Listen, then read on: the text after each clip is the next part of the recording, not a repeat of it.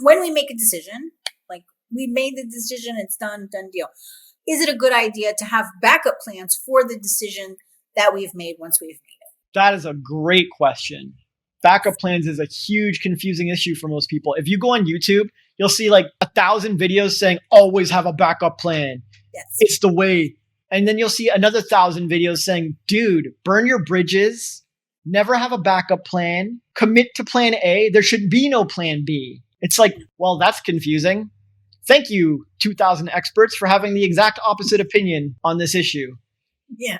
And see, then your mind will get confused and it won't be able to decide what's the right stance on backup plans. So here's the trick. Backup plans are not good or bad. They're not necessary or unnecessary. Backup plans are neutral. They're like a tool, like a hammer. They can be used to create or destroy. They can be used to help you or harm you. Backup plans can come from a place of security and wisdom, or they can come from a place of fear and panic.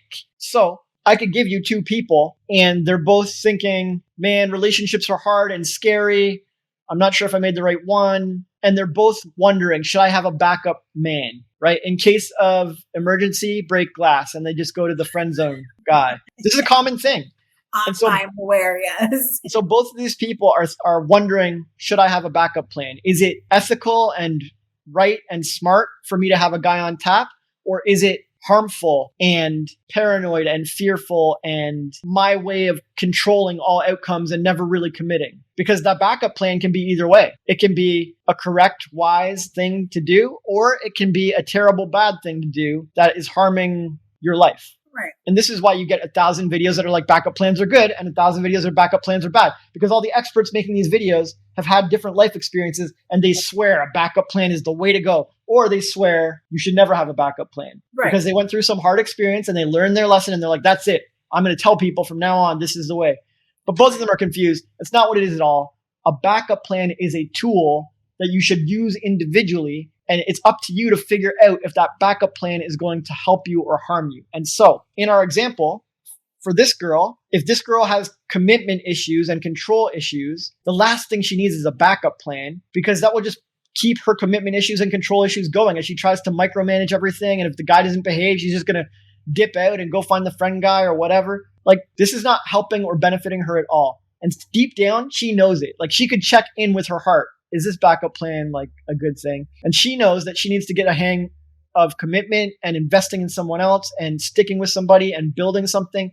And she knows she has a long history of just dipping out to the friend zone every 2 seconds. And she knows that having a backup plan in this current relationship is gonna harm her. And the other girl, maybe she has a history of overstaying, of being a doormat and sticking around in abusive relationships and not knowing how to get out or whatever. And for her, having a backup plan is heaven. It's like, oh, thank God. Like, this is what I needed to make the decision to get out of my relationship.